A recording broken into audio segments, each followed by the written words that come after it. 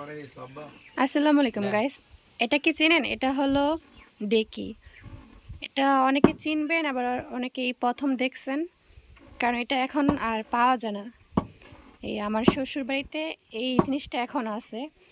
তো এটাই করে আজকে আমি কি করব, বিভিন্ন ফল দিয়ে বড়ই, তারপর মুচি, চালতা দিয়ে মিক্স ভর্তা বানাবো।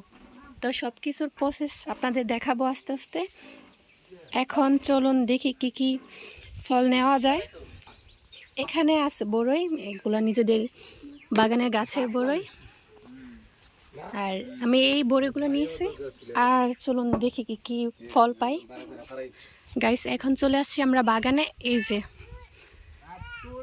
এটা হলো মুচি, আর এই যে এটা হলো কাঁঠাল।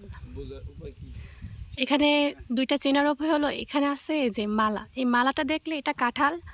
আর এই যে দেখুন, এটা কিন্তু অনেক বড়, কিন্তু এটার গায়ে মালা নাই, তার মানে এটা মুচি। এই যে একটা নিলাম,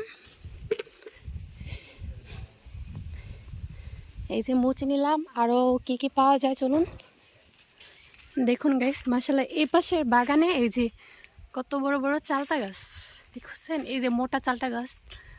এই যে এখানে একটা চালতা গাছ, মাশাআল্লাহ। এই যে চালতা কি পরিমাণ গাছের নিচে পড়ে আছে, খাওয়ার মানুষ নেই। তো গাইস, এখান থেকে 2-3টা চালতা আমরা নিয়ে নেব। এই ভালো দেখে 2টা চালতা নিয়ে নিলাম। আর চলুন দেখি কি পাওয়া যায়। আর এই যে গাইস, এখানে ছোট ছোট লাউ গাছের এই যে কচি লাউ নিলাম, আরও কয়েকটা নেব। এখান থেকে পাকা 2টা টমেটো নিই। এই যে এটা সম্ভবত পাখি খাইছে, মাশাআল্লাহ অনেক। এই যে এগুলো হলো ধনিয়া পাতার বীজ এসে পড়ছে। এই যে কি সুন্দর, মানে বাগানের কাছে আসলেই গ্রানে একদম মনটা বইরা যায়। আর এখন নিব কাঁচা মরিচ। এই যে কাঁচা মরিচ, কি সুন্দর। তো গাইস, চলুন এখন যাই ডিকিতে। প্রথমে শক্ত জিনিসগুলো দিই ভালো করে, আগে সেচা, পরে আস্তে আস্তে বড়ি দিব। এখন দিয়ে দিচ্ছি কাঁচা মরিচ। ধরো, ইয়ে করো, নালকি দাও। এখন দিয়ে দিচ্ছি বড়ই।